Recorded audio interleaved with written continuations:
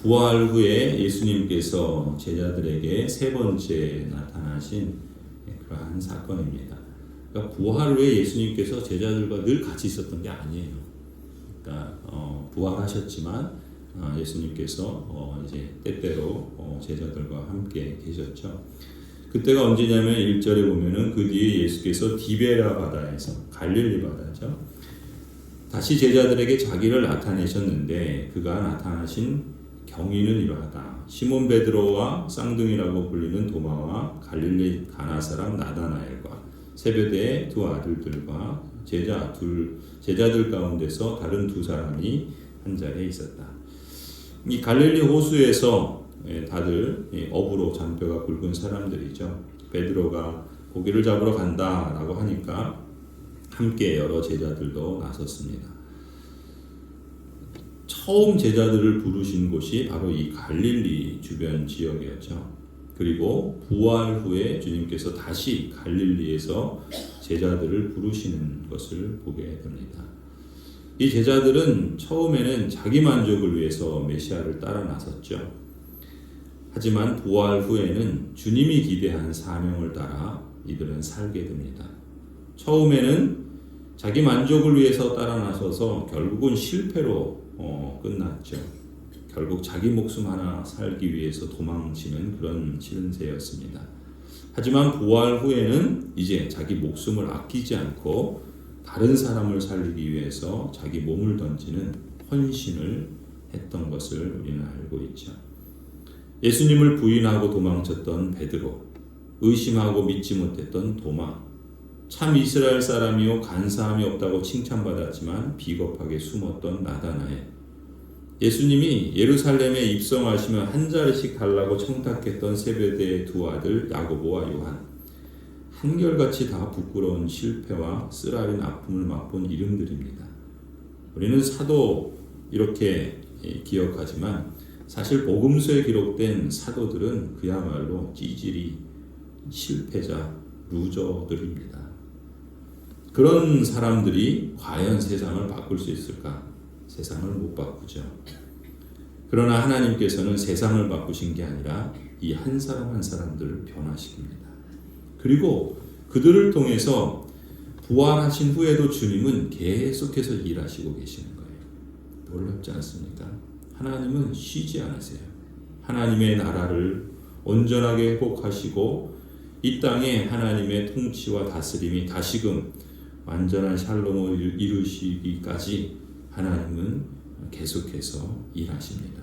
이 땅에서도 그리고 승천하신 하늘에서도 하나님은 하나님의 백성들과 창조하신 이 땅을 결코 한시도 버리시거나 또 포기하신 적이 없으시죠. 이 제자들만 봐도 그렇습니다. 한결같이 다 실패한 이름들.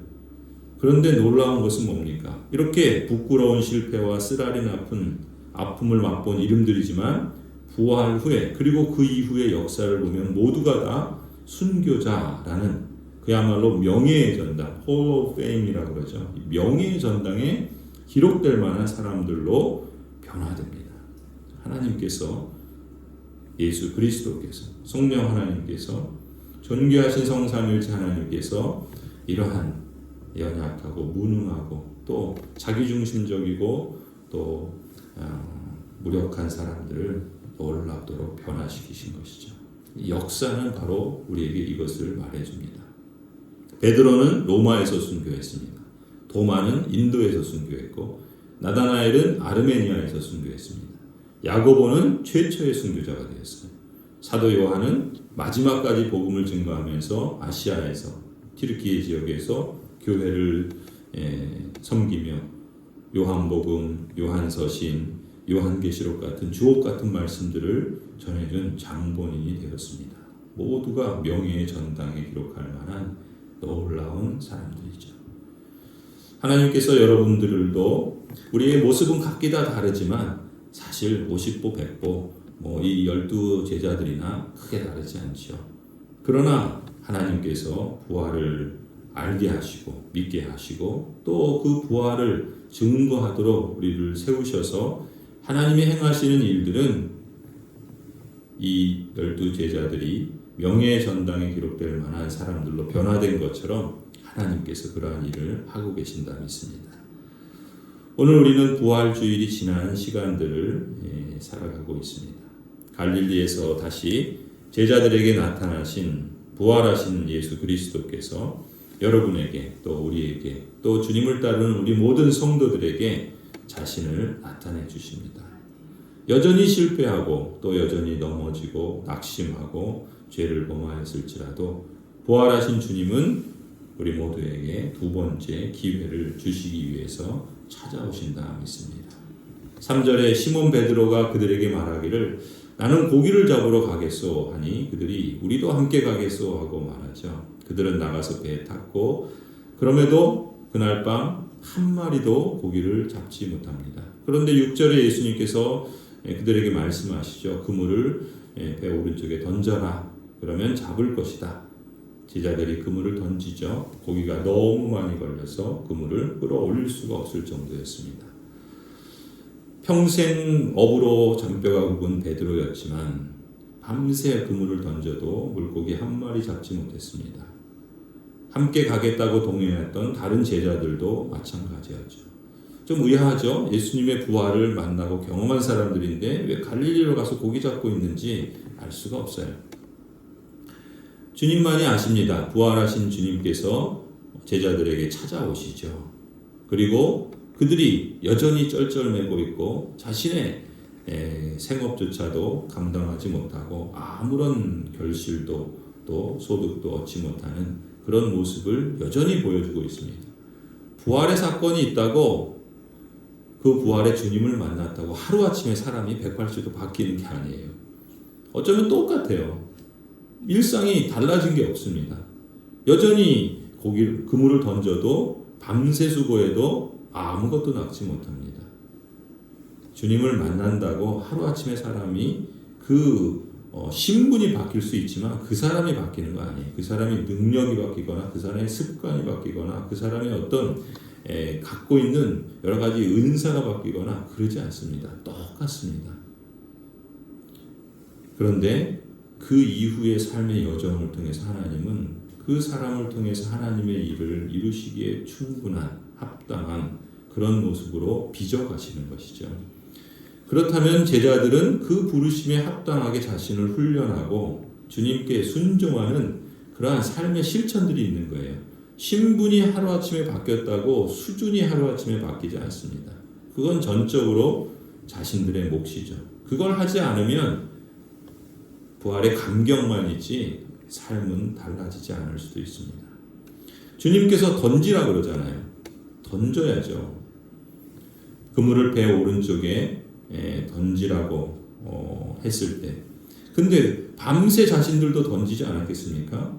근데 왜 그게 안 됐을까요? 주님의 말씀대로 하면 되죠. 주님의 말씀대로 던졌더니 밤새 한 마리도 안 잡히는 것이 어떻게 한 번 던졌는데 이렇게 어마어마하게 많은 고기를 잡아 올릴 수 있는가?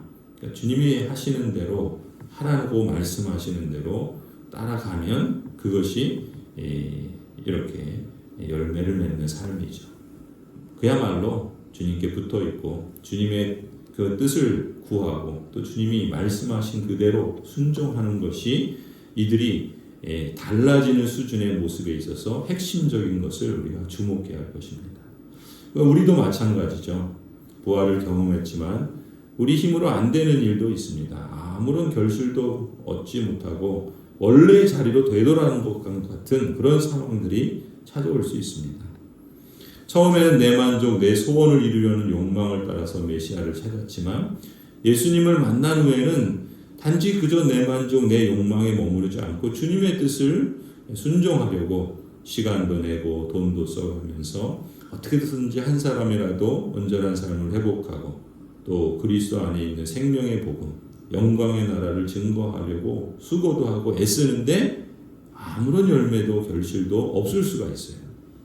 마치 이런 상황을 염두에 두신 듯이 주님께서 마치 그걸 다 아신다는 듯이 오늘 본문에서 말씀하시는 거죠. 6절에 그물을 다시 던져라. 그리하면 잡을 것이다.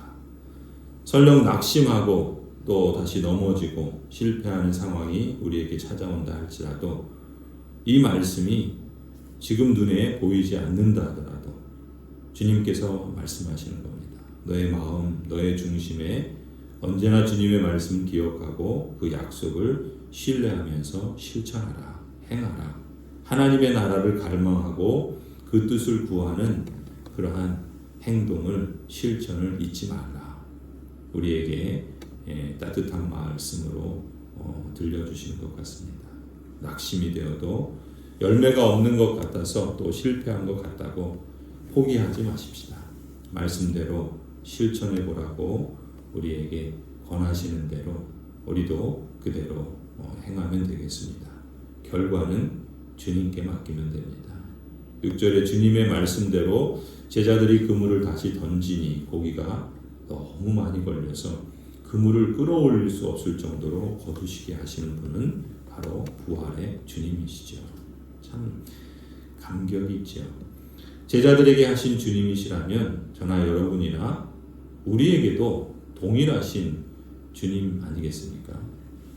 오늘 우리가 이렇게 기도했으면 좋겠습니다. 주님 감사합니다. 실패하고 낙심한 자라고 내쳐버리지 않으시고 또다시 또 다른 기회를 주셔서 감사합니다. 주님의 말씀을 믿고 신뢰하면서 다시 그물을 던져보겠습니다. 2번이 안 되면 3번, 3번이 안 되면 4번.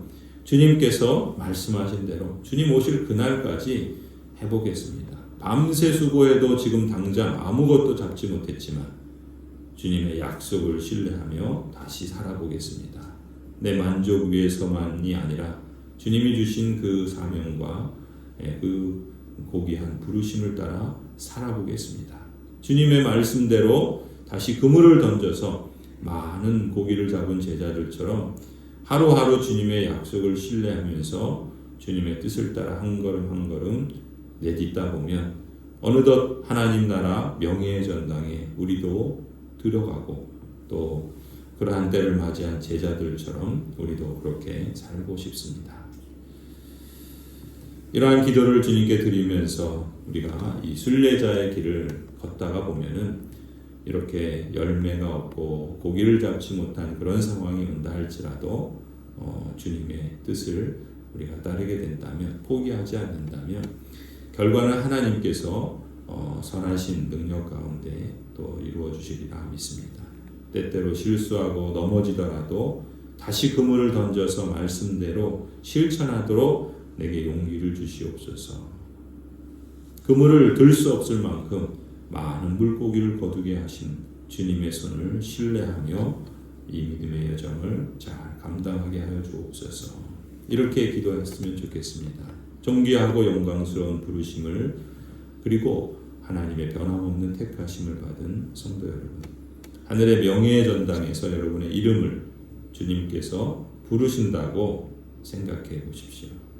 부활 그 후에 맞이하는 삶의 시간이 얼마나 귀하고 영광스러운 부르심이고 기회이겠습니까? 우리가 이 말씀을 우리 마음에 간직하고 오늘도 내일도 날마다 주님과 동행하는 그러한 삶의 여정이 그리스도의 인도와 또 역사하심 가운데 계속되어지기를 간절히 축원합니다.